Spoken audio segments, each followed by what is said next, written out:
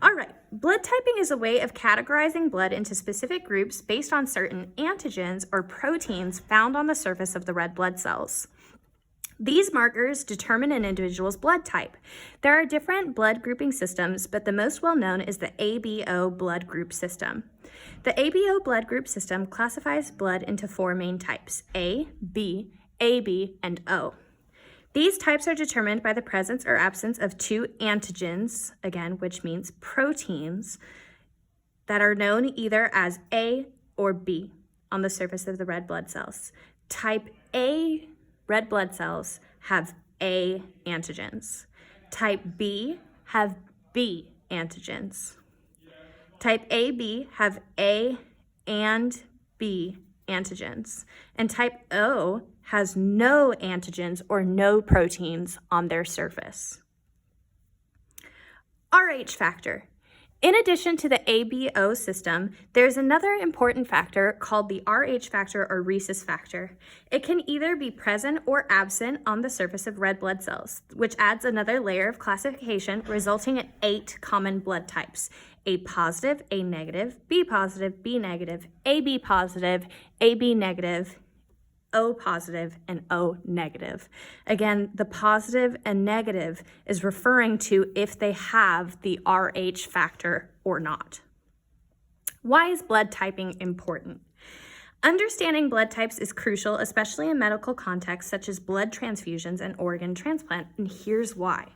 Agglutination. Agglutination is another word for blood clotting. When a patient receives a blood transfusion, it's vital to match the donor's blood type with the recipient's to avoid adverse reactions. Incompatible blood transfusions can lead to serious health complications. Antibodies are proteins produced by our immune system to identify and neutralize foreign invaders like bacteria and viruses. When it comes to blood, we have specific antibodies that target certain antigens on red blood cells. Anti-A antibodies attack and target the A antigen, causing the blood to clot. Anti-B attacks the B antigen, causing the blood to clot, and anti-RH attacks the RH protein, causing the blood to clot. So basically, your body will have antibodies that attack any proteins that are not on your blood cells, okay? Blood clots are dangerous because it prevents the blood from flowing and bringing oxygen where it needs to go. So let's go ahead and say what type of antibodies each blood type has. Type A blood has the A protein, so they wouldn't have the A antibody because that would mean they would attack themselves. Type A blood have B antibodies, anti-B antibodies. Type B has anti-A antibodies. Type AB has both the A protein and the B protein, so it has no antibodies. Type O doesn't have A or B, so it has both anti-A and anti-B antibodies. So let's talk about what we're actually going to do in our lab. Now that we have a basic understanding of the ABO blood group system and Rh factor, we'll move on to our hands-on lab activity. In this lab, you will get to experiment with simulated blood samples and the reagents used for blood typing. We will be using anti-A serum, anti-B serum, and anti-RH serum to identify the blood type of the simulated samples. By observing how blood samples react to these reagents, you will be able to determine their A, B, O, and Rh blood types. Problem: a hospital had 3 couples deliver babies yesterday. They forgot to write down which baby belongs to which parents. You will be finding the blood types of the babies and using the parents' blood types to match the baby to the couple. Procedure and data. We will have 3 blood typing trays, 1 for each baby. We will put the baby's blood onto the tray and see how it reacts to each antibody. If it has a reaction to the anti-A, that tells you that they have the A protein. If it does not have a reaction to the anti-A antibody, that means it does not have the A protein.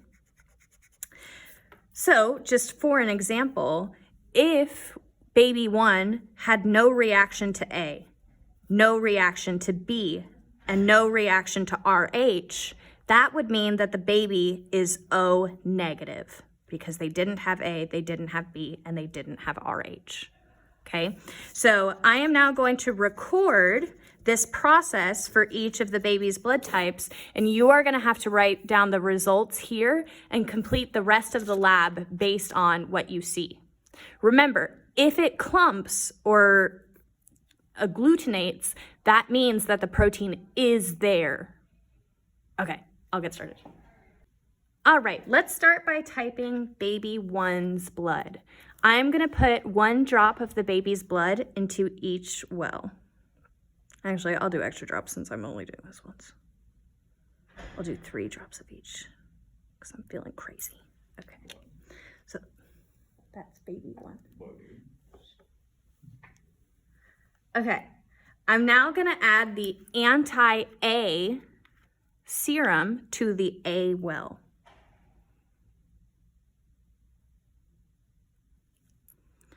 I'm going to add the anti-B to the anti-B well.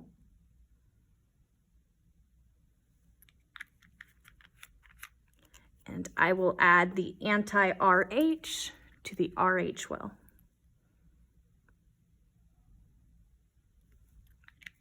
All right. When you're doing this lab, you have to be sure to use a separate toothpick every time you mix up a well so that you don't have any cross-contamination. So you are supposed to be watching and seeing if there is any reaction to the different serums. Okay.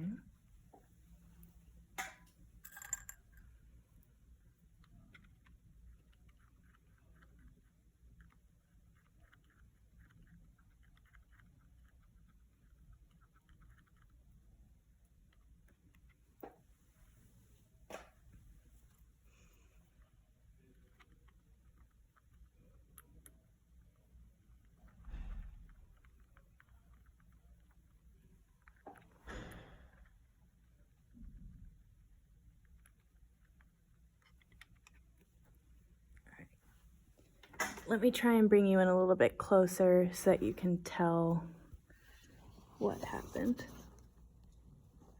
Okay, so hopefully you can see that 2 of these got all weird and 1 of them stayed the same. So that was for baby number 1. All right, we are gonna repeat the process for baby number 2.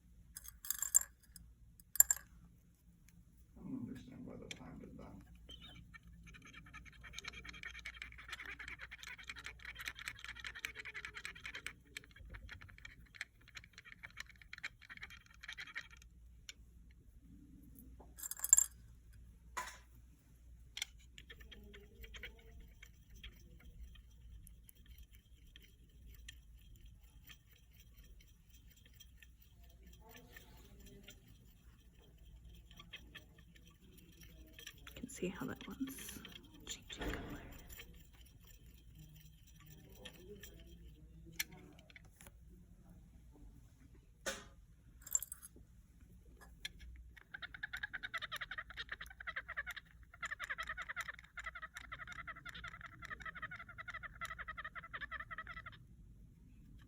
Okay, you can go ahead and record the results for baby number 2.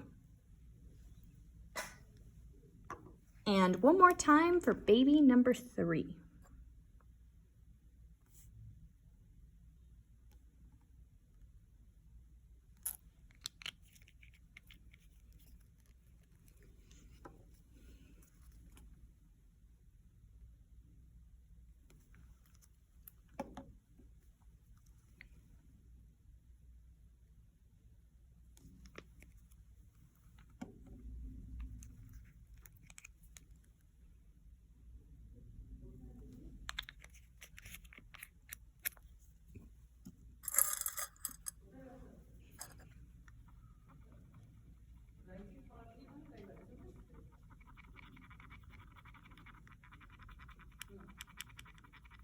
You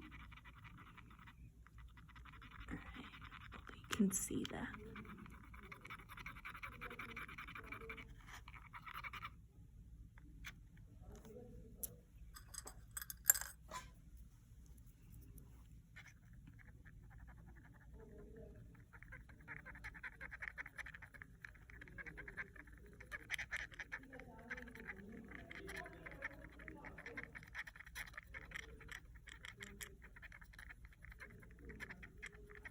There it goes.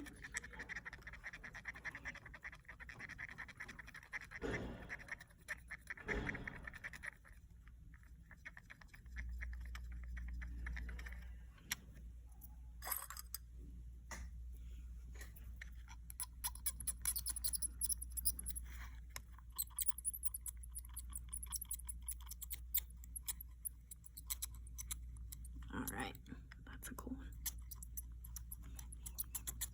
All right, so record which ones you can see that there are changes in.